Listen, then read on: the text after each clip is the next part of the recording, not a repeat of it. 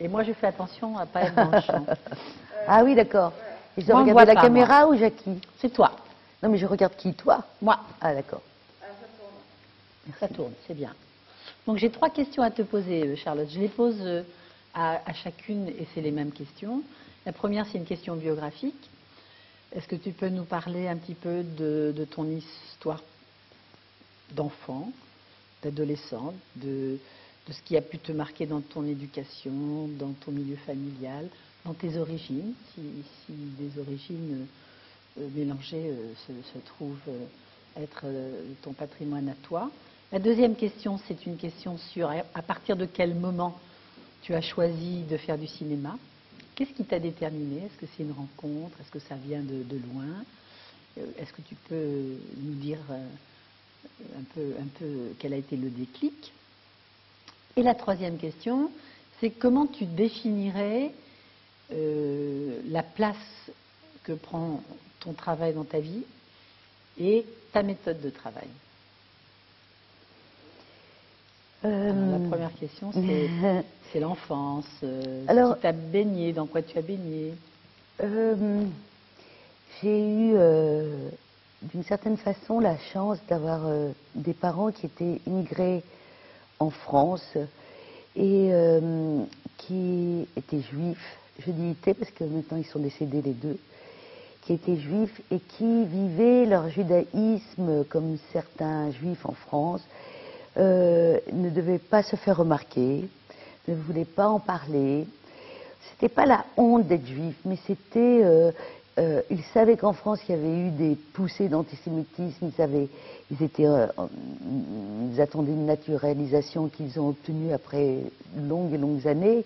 Aujourd'hui, avec le problème des sans-papiers en France, je comprends l'angoisse qu'ils pouvaient éprouver, que je ne saisissais pas quand j'étais enfant. Et donc, j'ai vécu avec ces gens, car ça s'est très très mal passé entre eux et moi, mais extrêmement mal.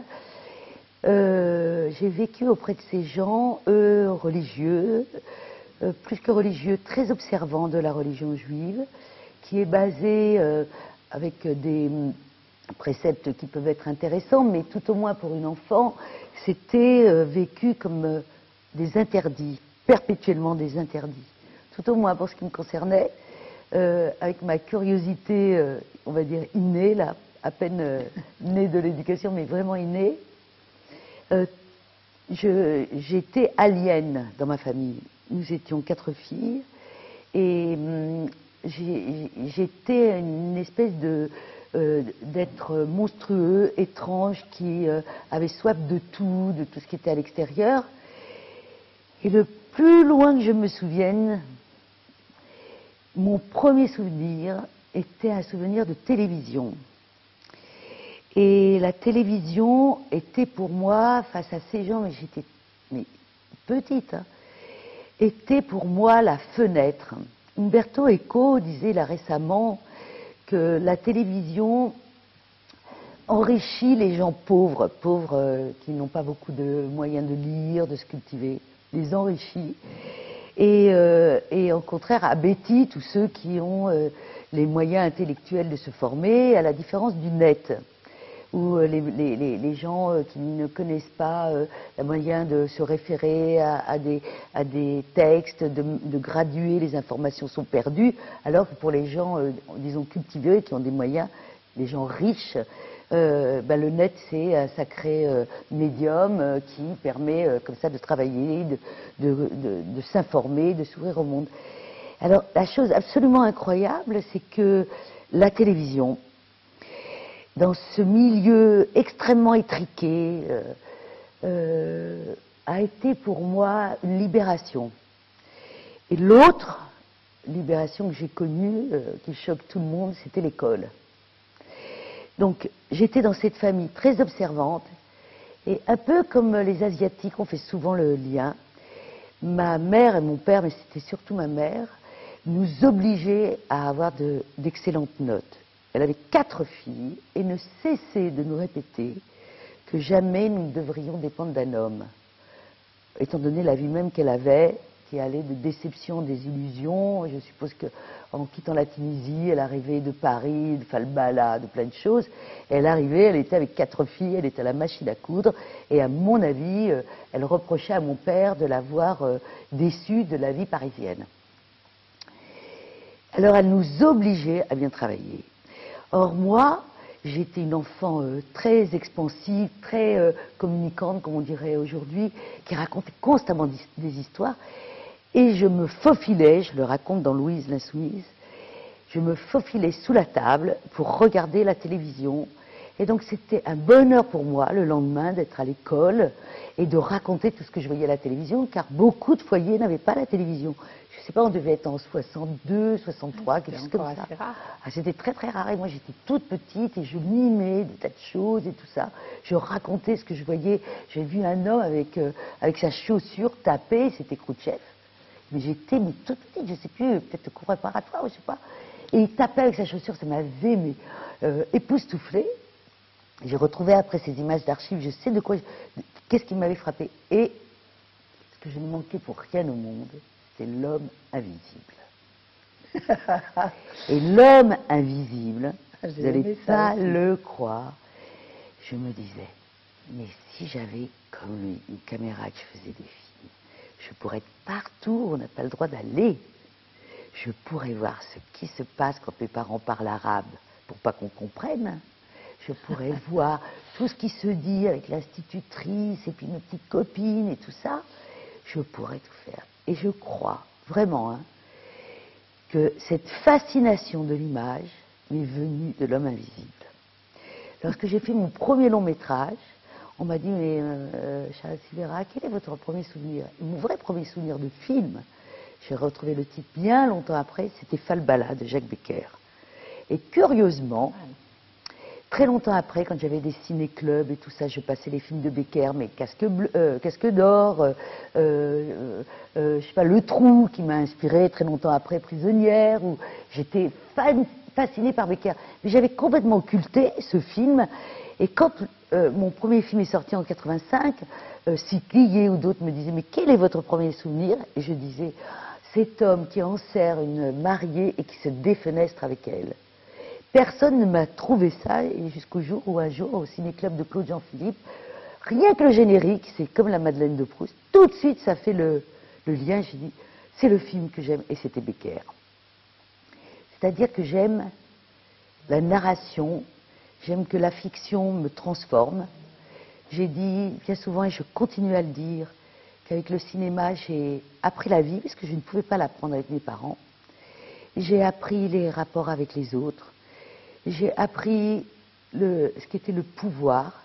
J'ai eu la curiosité, après avoir vu des pièces de Shakespeare, de me plonger dans l'œuvre de Shakespeare, qui reste pour moi le maître à penser au-dessus de tout, et qui m'a formé au plan politique, on va dire. J'ai appris les rapports amoureux, j'ai appris les rapports de jalousie, j'ai appris tout ça.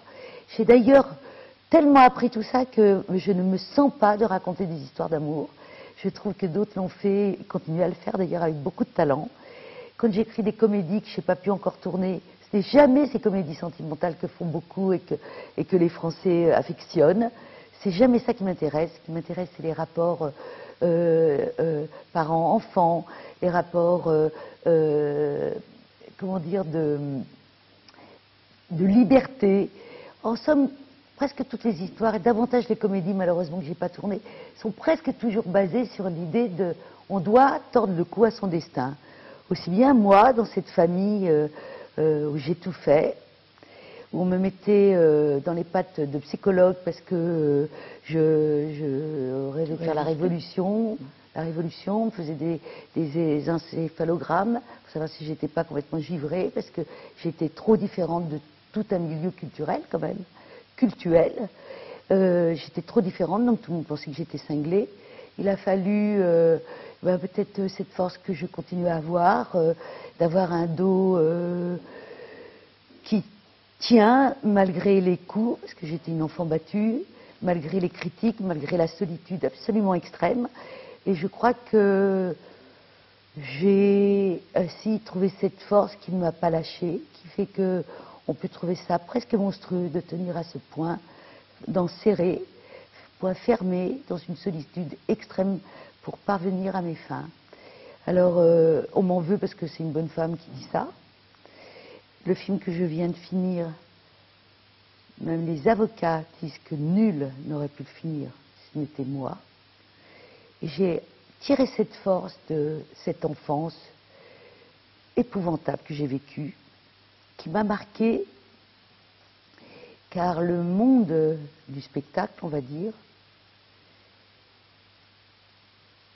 nous divise en fonction de nos origines.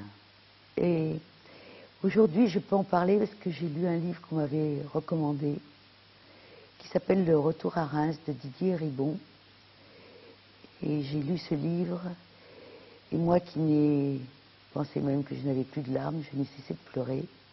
Didier Ribon, qui a été un peu journaliste à Libération, Nouvelle Obs, critique littéraire, et qui enseigne maintenant, et qui, lui, sa différence, c'était pas d'être dans un milieu juif ni d'être une femme, mais qui était homosexuel, raconte que, quoi qu'il en soit, dans tous les milieux évolués par la culture et le langage que lui détient davantage que moi, la différence perdurait toujours de sa classe sociale dont il était issu.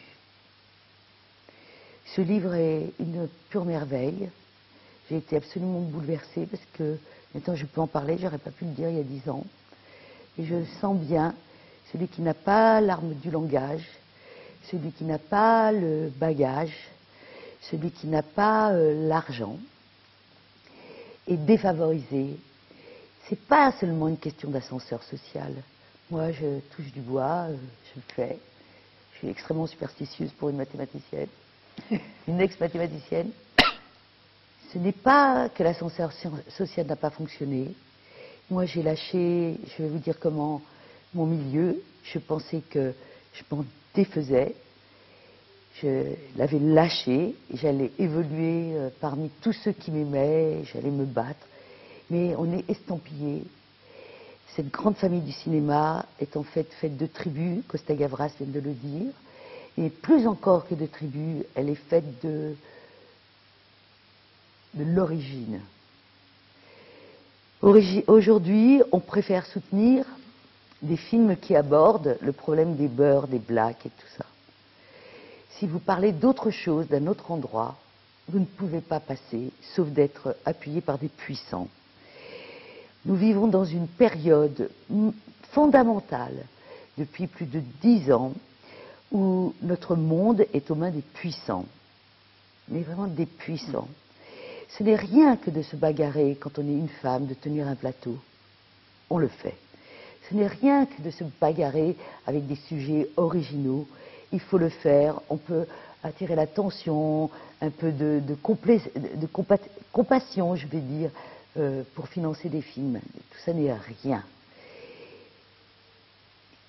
Le monde des puissants a l'argent. Notre moyen pour faire le cinéma, c'est détenu par l'argent, par des groupes extrêmement puissants qui le détiennent. Ils veulent la peau des petits, des démunis et des indépendants. Alors là, je parle des distributeurs, des exploitants de salles, des producteurs. Et nous vivons dans cette lutte. Je le vis quotidiennement. Donc cette force que j'ai eue de résister à tout ça et de pouvoir m'en échapper me sert. Mais je ne sais pas si je pourrais encore faire un film. Je ne sais pas parce que mon trajet que j'ai voulu, encore que je ne saurais pas écrire des blockbusters comme mes aînés ou mes confrères, ce chemin que j'ai dessiné comme ça, avec des films, on va dire, engagés du côté des jeunes, du côté des adolescents, et on peut me ricaner au visage. Combien de fois je l'ai entendu, des distributeurs de films qui me disent « mais tu peux penser à toucher les jeunes, mais les jeunes, ils en foutent de ton cinéma. Ce qu'ils veulent, c'est les films américains. Tu le vois bien, c'est ça, les entrées. » Et toutefois, Manuel de Oliveira disait « si je touche un spectateur, j'ai réussi ma mission sur Terre. » Ben moi, c'est à peu près la même chose aujourd'hui que je dirais. Si je touche des jeunes, et dimanche soir, j'ai passé mon film ici pour la première fois, des gamins sont venus me voir, j'aurais dit appelez vos copains, dites-leur de venir voir le film, ils sont venus cet après-midi. Il n'y a pas plus grande fierté pour moi, je suis contente. c'est un chemin de croix, mais voilà, je me dis, mais une partie de ma mission est un peu remplie. C'est jeune, moi j'ai assez souffert de ça. Quand j'allais au cinéma, on nous obligeait d'aller voir des grandes productions américaines. J'ai créé un ciné-club dès l'âge de 14 ans, moi, pour faire connaître le cinéma de Fellini. J'allais chercher avec ma petite mobilette des films en 16 mm sur ma mobilette. J'ai traversé, j'étais à Sceaux, à Marie Curie. J'ai traversé tout Paris pour faire mes projections. Je passais moi-même mes films en 16 mm. Et tout ça, pour moi, m'a alimenté, m'a cultivé, m'a permis, non pas d'avoir de la hauteur, parce que quand on est créateur, on n'a pas besoin d'avoir de la hauteur. Au contraire, on doit être de plein pied avec des personnages et des situations qu'on veut rendre les plus tangibles possibles aux spectateurs. Et lorsque j'ai eu 17 ans, je venais d'avoir le bac, 17 ans, 18 ans, par là, j'ai oublié, et j'étais extrêmement engagée. Évidemment, ça ne faisait pas la joie de mes parents, vous imaginez. J'étais battue, on m'enfermait pour ne pas faire des grèves et tout ça, que je fomentais. J'étais vraiment à la pointe de toutes les luttes des lycéens, je trouvais toujours formidable. Et je me pointais chez mes parents avec le foulard palestinien. Donc j'ai toujours pensé que j'étais la première victime. La première victime de la deuxième génération d'immigrés. Et j'ai été foutue dehors, ce qui est exceptionnel dans une famille religieuse juive. Qu'une fille, on était bouclés, hein, qu'une fille soit foutue dehors. Mon père, un matin, quand je suis revenue d'un concert, il faut dire très tôt le matin ou plutôt très tard la nuit, 4 heures du matin, il m'a dit où tu rentres et tu ne ressortiras jamais, où tu t'en vas. Et tel que vous me voyez, peut-être sans le collier, avec le collier j'étais déjà coquette, et bien je suis partie comme ça, et j'ai commencé ma vie, comme ça, voilà, je suis partie. J'ai plus de nouvelles de mes parents pendant environ 6-7 ans.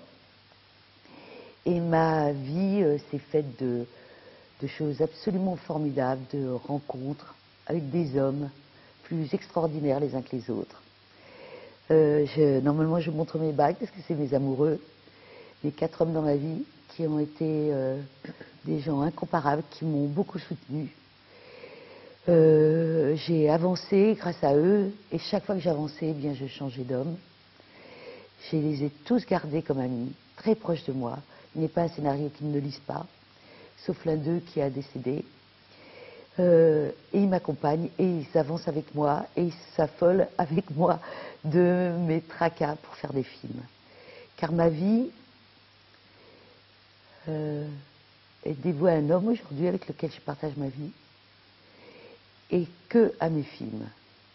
Je n'ai pas d'enfants, je dis souvent que mes films sont mes enfants. C'est un énorme travail de s'occuper de ces films. J'ai récupéré les négatifs de tous mes films, donc je n'y travaille pas tous les jours parce que je suis plutôt tournée vers l'avenir pour faire mon prochain film que sur le passé. Mais j'essaye de faire connaître des choses. Quand il y a le débat sur la laïcité, je dis, mais vous savez, mon film d'une petite fille juive qui s'appelait Louise l'Insoumise, aujourd'hui, quand on le passe à l'heure actuelle, c'est les petites beurettes qui vivent ça dans le monde de l'islam, qui sont bouclées chez elles, qui sont battues, qui n'ont pas envie d'observer cette religion, qui n'ont qu'une soif, c'est se retrouver avec leurs copains et surtout leurs copines, et puis de réussir à l'école parce qu'elles ont compris que c'est le seul moyen d'échapper à ce carcan. Et quand les gamines disent, encore aujourd'hui, 20 ans après, Louise, c'est moi, des enfants de milieu, je sais pas, arabe, algérienne, marocaine, peu importe. Mais tu te dis, voilà, j'ai fait un film, l'action se passe en 60, car c'est la particularité de mes films, je peux dire qu'ils sont presque tous universels. Alors les directeurs de festival regardent la date de fabrication et je leur dis, mais vous perdez le raisonnement. Mes films, vous les regardez, vous ne savez pas la période à laquelle ils se consacrent. Louise l'Insoumise, l'époque se passe en 61, c'est encore plus actuel aujourd'hui. Donc voilà, quand j'entends parler de laïcité, je dois dire aujourd'hui que je suis les bras m'en tombent, que ce soit les représentants des plus grandes religions qui se battent pour la laïcité, ça me fait doucement marrer. Eh bien, je dis, mais regardez, il y a un film, j'ai fait un film pour la télévision sur l'euthanasie, avec ma copine Agnès Soral qui a joué dans nombre de mes films. Je dis, mais la télévision a fait déjà un film où une gamine utilise l'euthanasie pour sauver quelqu'un, son amour, et le sauver de la souffrance. Ce film existe. quand Annie Girardot a décédé, c'est moi qui ai remis le pied à l'étrier à Annie pour reprendre ce métier qui est implacable. Oui, prisonnière. Elle était dans un trou, mais considérable, parce qu'elle venait de faire un fiasco au Casino de Paris. Je suis allée la voir. Avec son spectacle? Bien sûr. Produit par Bob de Coup. Elle avait été traînée dans la boue, mais c'était terrible. À la suite de quoi, on m'a appelé, on m'a dit comment elle est, Annie. Elle peut encore jouer. Je dit mais comment elle peut encore jouer? C'est la plus grande machine à jouer, Annie Girardot. Mais c'est absolument incroyable.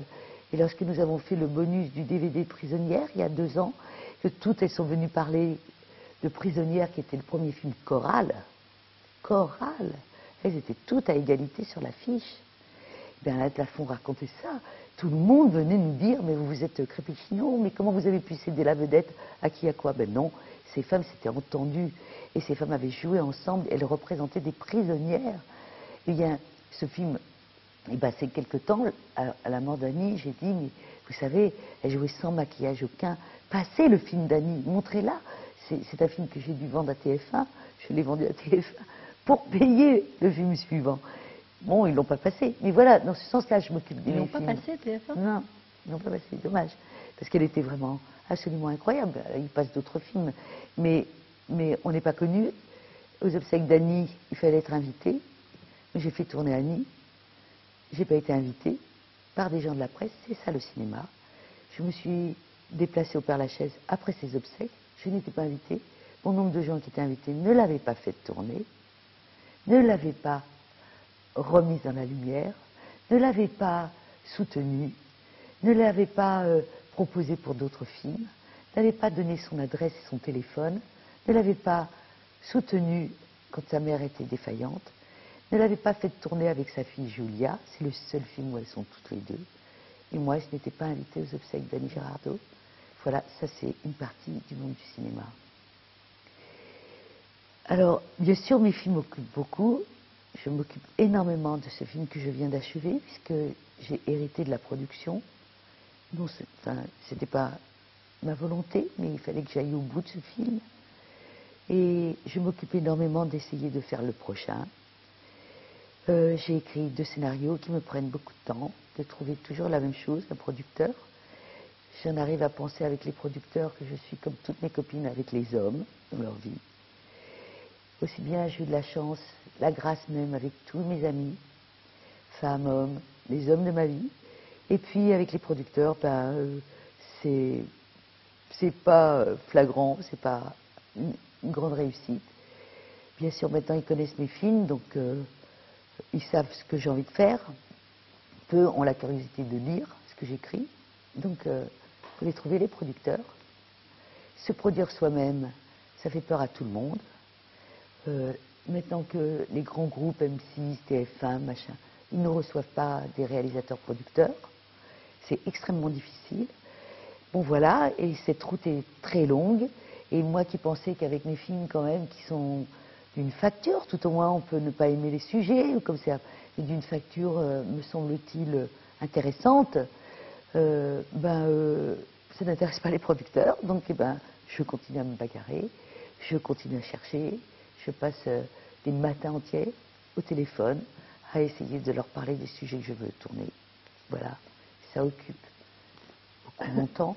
Le reste de mon temps, je vais beaucoup au théâtre, énormément au cinéma.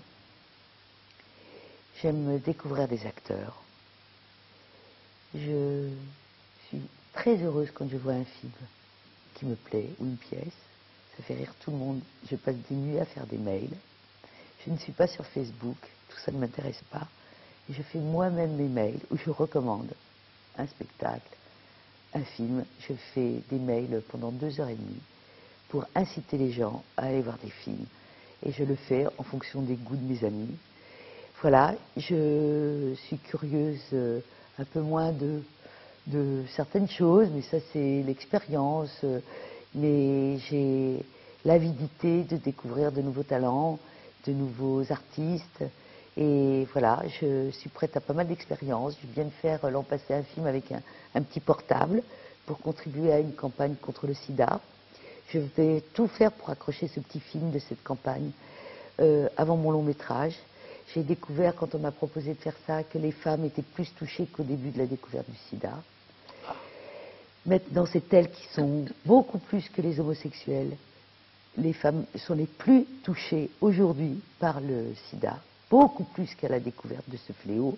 Donc j'ai fait écrire un rap à l'adresse des femmes et j'ai fait un petit clip avec un petit téléphone, car j'adore les nouveaux supports qu'on met à notre disposition aujourd'hui, et je vais tout faire pour l'accrocher à mon long métrage, pour, si des femmes voient mon film, qu'elles soient un peu alertées et qu'elles ne cèdent pas. Merci beaucoup. Je crois qu'on a fait un très grand tour de à la fois ta vie, ton métier, tes espoirs, tes bagarres. Et c'est pas fini. Et je te souhaite infiniment de courage parce que c'est vrai que c'est un chemin assez difficile, mais pour nous toutes, non. Pour toutes les finalement, réalisatrices. je pense que pour toutes les personnes qui, comme toi, n'ont pas toutes les portes ouvertes d'office, quoi. Il faut les ouvrir et c'est ça qui est difficile. Ou alors trouver d'autres chemins et c'est ça qui est difficile. C'est pour ça que, un peu moins de temps en temps, je prends des jeunes stagiaires et je les forme. Presque tous ont réussi du reste dans la carrière parce que j'ai leur montre l'administration, le plateau et tout ça. Ils ont tous à peu près réussi. C'est aussi une grande fierté. Et ces portes à ouvrir pour les jeunes qui arrivent, et moi je trouve tout à fait normal, parce que moi je suis entourée de vieux grincheux qui disent « Ah, ça pousse derrière ». Mais mon Dieu, c'est normal que ça pousse derrière. Mais c'est l'avenir du cinéma, tout ça se joue, c'est à nous de nous adapter aussi. Et moi je trouve ça formidable, mais pour des jeunes producteurs, des jeunes réalisateurs, mais je ne sais pas comment dire, mais c'est d'une complexité aujourd'hui pour les producteurs, je ne sais pas comment vous expliquer, le monde a changé, il y a des rouages de la production qui sont les mêmes, ils ne laissent pas une part du gâteau, facilement, je peux vous assurer, assurer. Et il faut avoir passé par HEC ou l'ENA pour être entré dans des grandes machines, comprendre le système pour pouvoir ressortir et remonter à quelque chose. C'est extrêmement dur. Hein. Mais vraiment, le monde qu'on leur laisse, pour par exemple des jeunes producteurs, il faut y aller. Hein. C'est très très dur. Merci Charlotte. Merci Jackie.